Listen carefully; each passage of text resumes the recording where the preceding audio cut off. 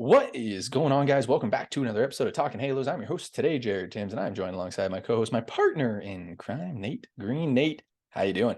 I'm doing well, Jared. How about you? Not doing too bad. Not doing too bad at all. Before we get going, obviously, baseball podcast here. You hear Liam Hendricks, right? Just Yes, of course. shouts out to him on that one. Just saying. So, For those of you who don't know, he was diagnosed with cancer. We pray that he gets through that and he's able to get back on the mound. We'd love to see that guy back on the mound, even if it's not for our team. We hope that he's able to close games out at some point this year and just get back on the team because he's one of the best relievers in baseball when he's right. So just prayers out to him and his family. absolutely, 100%, 100%. Like I said, love the actual baseball atmosphere that we're able to talk, not just Angels. So, thoughts and prayers to Liam and his family. So, Nate, let's go ahead and get this show rolling. I had a question of the day. It's been transitioning over the past, hour or so into just the whole topic, in a sense. So, we can go ahead and kind of just dive right into this. There are two villains of baseball out there right now. Two, right? There really are just two villains in baseball. Is that fair to say right now? Carlos Correa and Trevor Bauer. There's more than Carlos Correa. But right now, if you had to pick one villain in baseball, who is it? It's Trevor Bauer. If Probably, you're right? like one player, yeah. But top two of the top five villains in baseball. Yeah, I was gonna say you probably throw Altuve in the mix. Altuve's in there for me. A lot of those guys that played in Houston, but I think you guys know where I'm going with this, Nate. I think you know where I'm going with this. Yes. Trevor Bauer, Carlos Correa on the free agent market right now. We both have ideas. Stick with us. They're not bad ideas. All right, like we'll see. I guess we will see. Side note, we're not bad people by any means. That's fair to say that as well. We just the way you look at it, the way we look at it is go win baseball games, right? Yeah. Right. So, okay. With that being said, let's start with Trevor Bauer because I think that's a tougher question and answer than Carlos Correa. So, Trevor Bauer coming off the long suspension, everything that went on there, we don't need to discuss it. We already know what happened. Everybody can have their thoughts and opinions on it. Whatever you guys want to think about, that's fine with us. Can he help people? I guess first question is, can he help people win games? I don't know. See, I actually think it's easier to answer the Carlos Correa thing than answer the Trevor Bauer thing. Excuse me. I think it's easier to answer the Trevor Bauer thing than the Carlos Correa thing. Can Trevor Bauer help you win? Sure, he's pitched in the major leagues and he's pitched at a high level, so I'm sure he could help you win. You really don't know how hard he's throwing right now. He's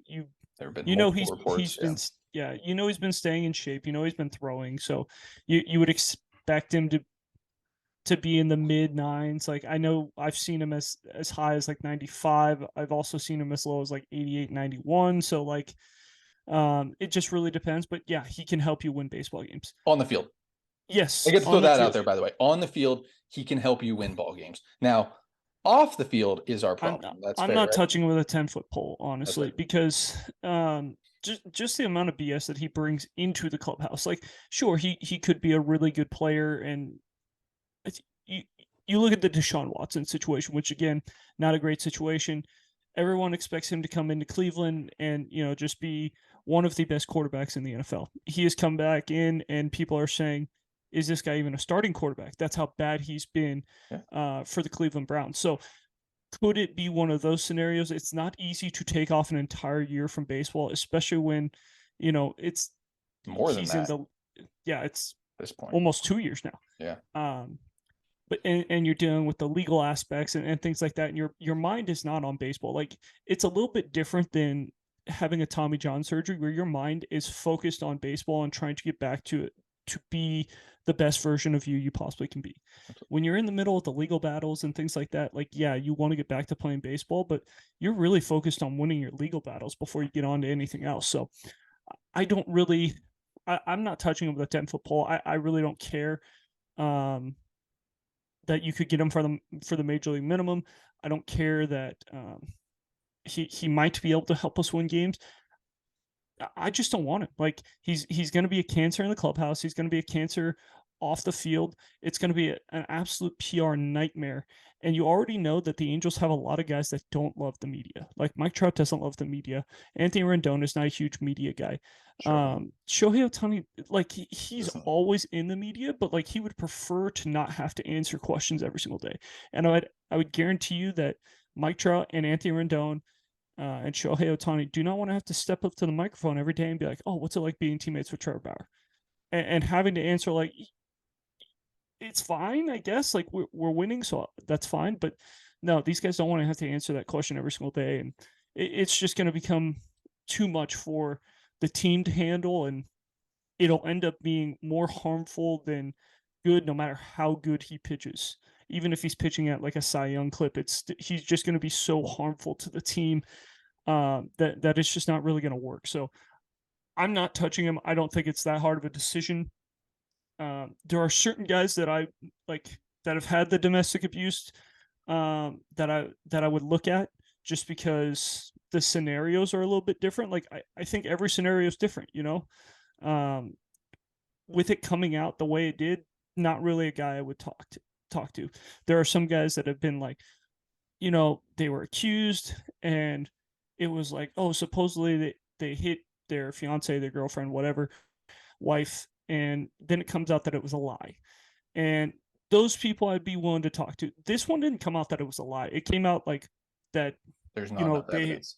yeah, that they had arranged for things to happen in this way. And it's like, yeah, no, I'm not going to touch this one. It is what it is. I think Trevor Bauer ends up playing for a Mexico team, for the Savannah Bananas, someone Don't like that. don't give my idea out there. I was gonna give my thoughts on it. Go ahead. Savannah Bananas, fine. There you go. That's my thing. He ends up in the Savannah Bananas, and he ends up trying to make them. I mean, he already loves to do the videos and be popular, and that's kind of what the Savannah Bananas do. So he would be a perfect fit.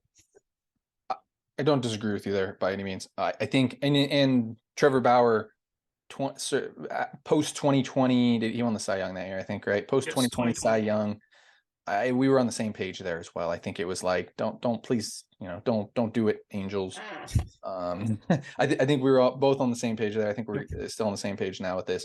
My thought on this whole thing is I don't think Rob Manfred lets any team sign him. It's quite possible. I think that's kind of going to be the way it rolls.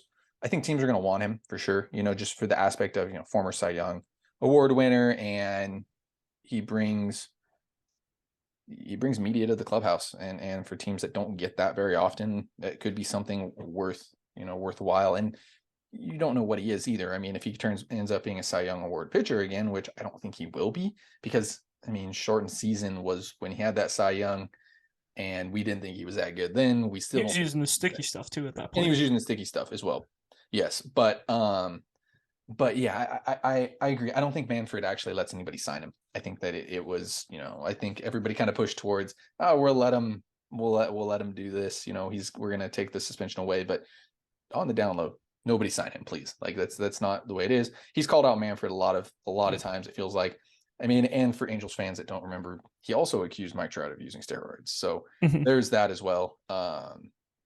So I'm in agreement. I think it's a bad clubhouse present. I think he helps teams on the field. End of story. Maybe. I think he helps teams. It depends on where he's at. Like if he's actually mid to upper nines like he normally is, sure. If he's actually in the 88 to 91 range when he's back, then like no, he's not. He's probably not going to help teams. Yeah. What you said about Manfred, I 100% agree with you. The only thing would be if there's an owner out there who really doesn't like Rob Manfred, and there is an owner out there who really doesn't like Rob Manfred, and he's in New York, and he doesn't have a problem with giving money away. I don't think he becomes a Met. I really don't. I don't think Steve Cohen wants to go that route, but Steve Cohen is willing to do whatever it takes to win a World Series. And if Steve Cohen believes that they are a Trevor Bauer away from winning a World Series, then I would not put it past Steve Cohen to go out and try and get Trevor Bauer. But I think that's something that you look at in June or July, like if they have an injury or two and they're not playing as good as they would like, then you might look to see, hey, Uncle Steve might be going into the pocketbook and getting Trevor Bauer. But other than that, you're going to have to find someone who really, really does not like Rob Manfred to sign Trevor Bauer. Yeah. With that being said, you bring up Savannah Bananas. That's a fantastic. I didn't think about that. Thank you. That's actually that actually might be Thank where you. it ends up. That was a good one. Just a hell of a publicity stunt there. I know there's been some guys there actually Oh, that have yeah. played like Eric, legit major leaguers that have gone and played. So Eric Burns, the manager there, fantastic job. Yeah. exactly. With that being said, he's not going to anywhere in Asia because that type of cultural fit just would not work. I know he's always said he wants to go play there, but after this, that cultural fit doesn't make sense. Mm-hmm. It's very frowned upon there. Yeah. For something like that to happen. So I just don't see that happening. You bring up Mexico, that makes a lot of sense. Just not even because it's a cultural thing or anything like that, but like he could actually go play down there. Like Yeah, somebody would probably sign him. They just want people to win. Yeah. Somebody would probably sign him down there. And then Savannah Banana. Honestly, I mean, with all publicity that the Savannah Bananas get, they might not even be able to get him there. I'm sure they've reached out before. So we'll I guess we'll just kind of wait and see. We're in agreement though. Trevor Bauer just not can probably help people out on the field, just not a good clubhouse presence. And I can't imagine the Angels going out there and signing him. But you never know. Doesn't exclude things by any means. Second villain that we mentioned, Carlos Correa. I have a simple question for you. There have been some rumors that the Angels have reached back out to Scotty Boras, and that'll be really interesting. Nobody likes how that goes. Yeah, I mean, it's actually, and I was talking to my brother about this, and he was like, Scott, he was like, Carlos Correa, do you think the Angels are in on him? And I was like, and I think I sent it to you as well. I sent you the whole, and I said, and I hope fans kind of take this away because I think it's very, very true. But we haven't heard anybody mention that the Angels are in on Carlos Correa yet. I think that somebody mentioned that the Twins are in on him, which makes sense right there. Mm-hmm. As you know, that mystery hidden weird team that an agent will throw out there, but we haven't heard the Angels are in on Carlos Correa yet by anybody big, which is actually probably a good thing because a lot of times we know that Scott Boras and a lot of agents will throw out Angels as a team that is interested in somebody for their client to get more money from somebody similar, that's in a very similar situation to the Angels. So I'm intrigued now because the Angels haven't been mentioned by anybody big yet with Carlos Correa. With that being said, do you feel comfortable signing him long term? I can't answer that question because I don't know what the medicals say. I mean, yes, we do. Yes, yeah, yes, actually, we do. It was the leg issue, wasn't it? It's the ankle issue. His leg. It's the ankle issue, but you don't know how. Like I'm not reading it. It's different than like hearing it than like actually seeing what the exact issue is. I mean, we can speculate, and I'm sure we've like you said, we kind of already know that it has to do with the ankle and goes through his leg and things like that.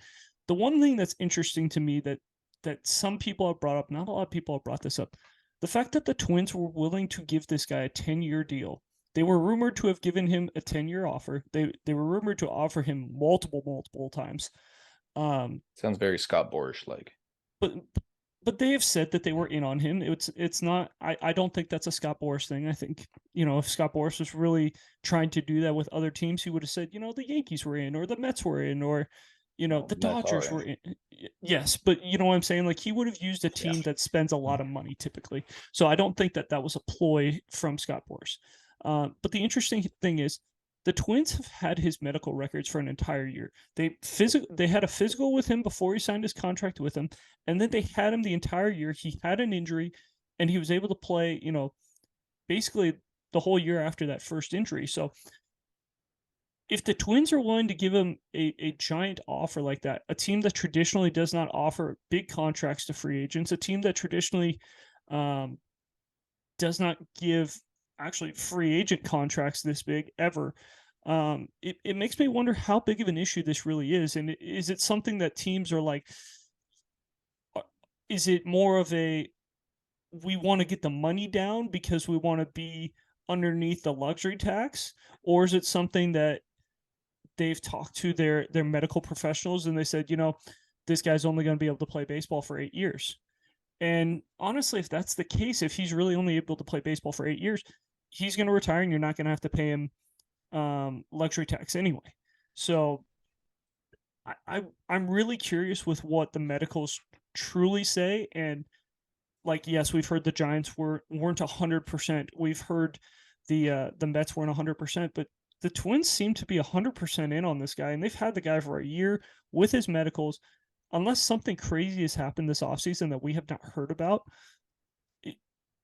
I'm willing to go 10 years, and I think 250 million, I think it is that range. Like, I'm trying to get him at 25 million a year because his first contract, which still the funniest thing to me is he gets 20 27 and a half, 28, something like that. 26 from the Giants, and then he gets 27 or 28 from the Mets. And it's like, not only did you like the red flags went up with his injuries and the Giants didn't sign him, but then the Mets give him more money. Like, yeah, they gave him one last year, but they give him more money. So if the Angels can get him on a little bit less money, the money that makes sense. And honestly, 25 million, people are going, wow, 25 million.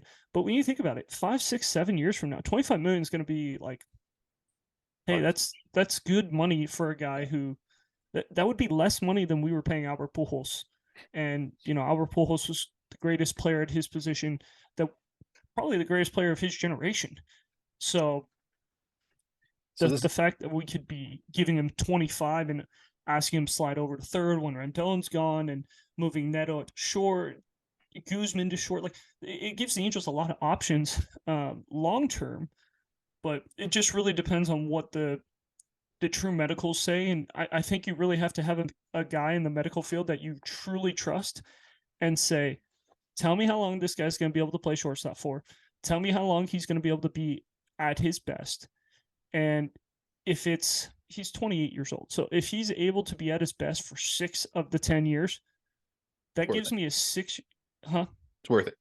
Yeah, it gives me a 6-year window to win a World Series. Even you're hoping for 7, really. That would put him around 34, his last year being great.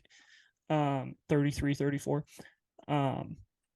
It's worth it. That means you have 3 years of like having to deal with the contract of 25 million and just like, it is what it is. Let's hope we're competitive. But if I have 7 good years of Carlos Correa for a chance to win a World Series in those 7 years, I'm taking it. Like that's how I kind of look at the long-term contracts. How long can you possibly be good for? And if you can be good for more than half of your contract, or at least half. So if you've signed an 8-year deal and you can be good for 4 or 5 years, I'm fine with it. Yep. That was the one thing that scared me about the Albert Pujols thing. I absolutely loved Albert Pujols signing because, I was junior in high school when it happened. So I'm excited about that. Yep. But when you really think about it, Albert Pujols was 31 when he signs that. At best, you're getting 3 really good years out of him. You're hoping. Because like you're hoping he's good from 31 to 34, and then 35 on, you're like, he's out of his prime. So it's really hard to give a 10-year deal to a 31-year-old, but 28-year-old, I think it becomes something possible. For all intents and purposes, Albert Pujols might have been older than we were saying, anyways, but who knows? I didn't go there. With that being said, I'll give my final thought on Correa. Yes, absolutely, 100% do it. We know the contracts. Actually, the good thing about this is we know the contracts that were going to be handed out, and we know what he was going to accept both times, which was in between 26 and 29-ish, probably a year-ish. Let's say ish, because we don't actually 100% know. However, yeah, I don't. I mean, the way I look at it is like, would I give him 6? Yep. Would I give him 7? Yeah. Would I give him 8? Puts him at 36. Yeah. 9. Yeah. 10. I'd give him 10. I think we're both in agreement. You give him 10. That's where I go. Probably give him no more than 10. Yeah, that's what you're offering, right? 10 for 250, 260-ish. And if we learn anything from the video that came out from the former Marlins GM, you offer 220. You offered low for Scott Boras. And if it's in the ballpark, he'll reply back. So you start at 20 mil at that offer. Yeah. Boras comes back, says blah, blah, blah, whatever. You bring it up to 20, with like 25 and a half, 20 or 22 and a half. Yeah, 220, 220, 230. Yeah, 22 and a half. And then it's like, he'll come in with an absurd offer of like 330. And it's like, shut up, Scott. Like, don't even come to me with that. And then you come back with, and you come back and you start meeting in the middle. As far as we're going to go. And 24 to 26 makes sense, I think. Yeah. At this point with where we're at, 2 teams have already, in a sense, said no to it, no to the physicals. So yeah, it'll be interesting to see at the end of the day what he gets. With that being said, Angels are looking at pitching. I want to transition this over real quick. The Marlins already came out, said they're willing to trade 4 of their starting pitchers. Doesn't mean they're going to trade all of them, but they are listening to offers on Trevor Rogers, Jesus Luzardo, Edward Cabrera, and Pablo Lopez. 2 of these guys, man, I've created a I couple was gonna say, trades. can we throw 2 guys out right away? Because Yeah, let's throw those 2 out that we don't like. That's fair to say that we don't. we're not trading for Jesus Luzardo. Like, he's Too close to free many agency. too He's a many lefty. injuries. Doesn't make Yeah, sense. yeah, exactly. And Pablo I'm Lopez gonna throw out Pablo Lopez as doesn't make well sense. because the Angels aren't going to have enough to get him, or if they do, it's going to be absurd amount where it's not going to make sense long term for the Angels. Yes. And I also wouldn't give up one of the guys for him in that trade either. Because it's going to start with Neto. Yes. And by the way, those 2 trades, if you look at Jesus Luzardo, something like a Logan O'Hoppe and Sam Bachman for Jesus Or Taylor Luzardo. Ward straight up. Or Taylor Ward straight up. I think Taylor Ward straight up for any of these guys makes sense, minus Edward Cabrera. Yes. I don't think makes a lot of sense. And I'm not doing that for Jesus Luzardo. It's fairly close to free agency, and I just think there's a lot of injuries attached to him. So down to Pablo Lopez, same thing. I think he's a good pitcher. I think that he's not what I'm not in on Pablo Lopez. I've never been a huge Pablo Lopez fan. And also you're giving up a lot for him. It's something in the range of Neto, Caro, and Denzer Guzman, which Angel fans I know are going to start laughing at me like, it's not going to be that much. Go look at it. It makes too much sense. It would be something like that. And I'm not in on something like that by any means. You're just throwing away your entire farm system. And again, it just doesn't make a lot of sense to me. So let's get on to the 2 that make a lot of sense. Edward Cabrera, let's start with him because I think you're not giving up nearly as much for an Edward Cabrera type of pitcher. And I think Luzardo has 3 years left of team control, by the way. So he's still got some time. But I'm not getting. Again, but the injuries that Luzardo has had, I think he had a shoulder issue at one point. Yeah, He had Tommy John. Just wanted to clarify that though, that he's a little bit further away than we thought, but still not a guy that we're looking to go get. Edward Cabrera. Let's start with him. I think it costs something like an Edgar Caro and Kai Bush. For me, I'm higher on Kai Bush than I am Edgar Caro, and I know a lot of people aren't. But combining those 2 guys together to get an Edward Cabrera type makes sense for me. And I personally would probably do that type of trade. 2 guys that you look at Kai Bush, he's probably a 4, 5, 6 starter at the end of the day. Could be another lefty to add to the whole lefty rotation, which I'm not upset about. Like, I love Kai Bush. I think he's the best pitcher in the Angels farm system right now. Starting pitcher. Yeah, I think he's the best pitcher anyways, because if you're a starter, I value that higher as a reliever than you are as a reliever. Maybe not the best stuff, but I think that he is the best pitcher. Edward Cabrera, I think we're both in agreement there, right?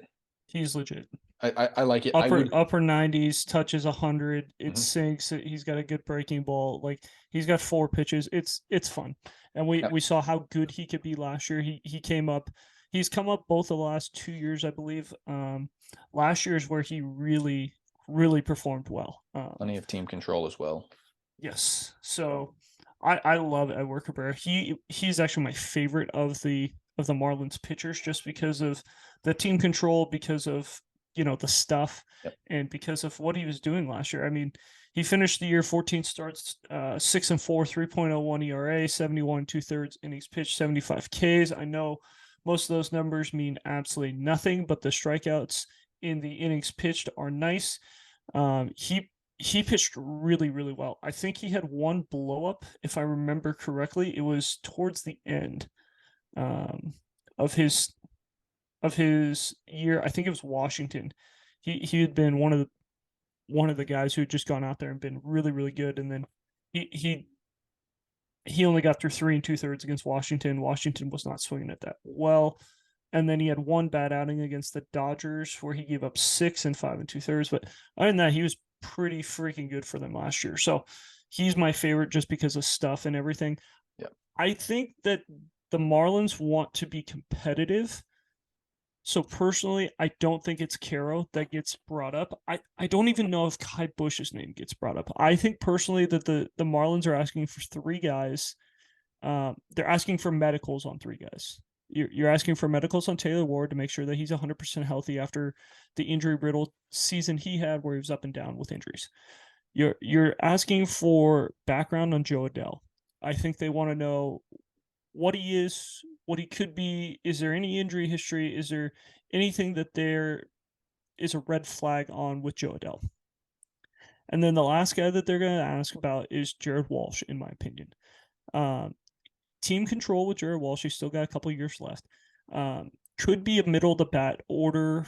If healthy, that's what you dream on. I personally don't think he's that guy. I think he's, like a lot of other first basemen.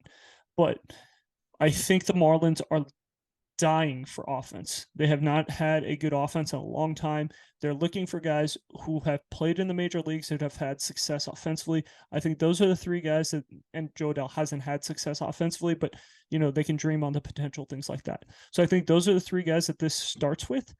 One of them, depending on where you're at, if you're asking for Pablo Lopez, if you're asking for Trevor Rogers, or if you're asking for Edward Cabrera, I think there's like a little pecking order where it's like Taylor Ward is probably number one on this, Joe Adele's probably number two, and then Jared Walsh is probably three, depending on where the Marlins rank their pitchers.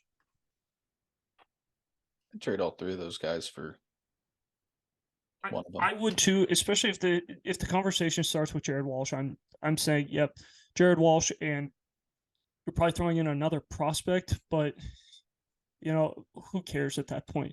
You're trying to win games now. Jared Walsh, there are a lot of guys that you can find in the major leagues that can play first base and put up the numbers that he basically you would expect him to if he's healthy. And if he's not healthy, that guy's not playing. So that would be the only thing for the Marlins is he healthy enough to play? Yeah. But if he's not, there's plenty of guys. Like, we've already seen the Angels. Brandon Drury can play first base every day, and he'll put up similar numbers to what Jared Walsh probably will. So that's my opinion. I would trade all three of them because the Angels do need pitching. They need experienced pitching is the thing. And I know the Angels pitched really well last year, and this and that, but the Angels need some experience. They've got a lot of young guys. None of these guys are experienced, though. Trevor Rogers, 2 years in the bigs. Jesus Luzardo. You've been saying this for a while that you want and I'm not going to push you on this. I do want a playoff type starter. I know and Edward Cabrera could be a playoff. No, you want playoff experience. I do, but you're not going to find the only guy in that mix is Pablo Patrick Sandoval could be a playoff type pitcher. Reed Detmers could be a playoff I think Patrick Sandoval is a playoff pitcher. I'm not worried about Patrick Sandoval. I'm worried about the 3-4 area of the rotation and what that could look like. I want to put you on the spot for all this negative. No, I know. Stuff, by the way, so you're welcome. I just think what Patrick Sandoval's done, he's shown that he's going to be fine. Legit, yeah. Yeah, he's good. Yep. I just, Detmers, it's been 1 year, and it's really been 3/4 of a year that we've seen out of him. I expect him to take the next leap. I expect him to get better, but we've only seen 3/4 of a year out of him. Tyler Anderson, we've really only seen one good year out of the guy. Jose Suarez, we've seen him put together times where he was good. He's like put together, hey, he was really good for this four start stretch. And then he was really bad for 3 starts. And then he put together a really good 3-start stretch, and then he was bad again. So we've seen Edward Cabrera put together really good starts. We've seen Pablo Lopez put together really good starts. And I think we've even seen Trevor Rogers put together really good starts. The guy was a Rookie of the Year candidate, just missed out on winning it a couple of years ago. I think the Braves ran out one of their unbelievable prospects, and he won it. But so those guys are good enough to be in this rotation, especially when you're looking at, is Tucker Davidson the 6 right now? Is it Chase Silseth? Guys that really haven't shown any success in the major leagues. Griffin Canning still hasn't shown success in the major leagues. Well, no, hasn't shown success, but hasn't pitched in the majors since 2020. So yeah, I'm in agreement there with you. Any of those guys I'm fine with, though. I just don't think two of them. We don't think two of them make a lot of sense. So with that being said, guys, just want to thank you all so much for listening and watching this podcast here at Talking Halos, again, making us the best Angels podcast out there. If you could, go ahead and subscribe wherever you are watching. Leave a comment down below if you're watching us on YouTube. Go ahead and subscribe as well. Click that subscribe button. You can follow us on all of our social medias, Twitter, Instagram, and Facebook. Just look up Talking Halos. We're always looking for some writers, so shoot us a message there. Getting a lot of cool articles out there. You can follow myself on Twitter, Jared_Timms, Nate at NateGreen34, guys. And thank you so much for listening. Have a great rest of your day.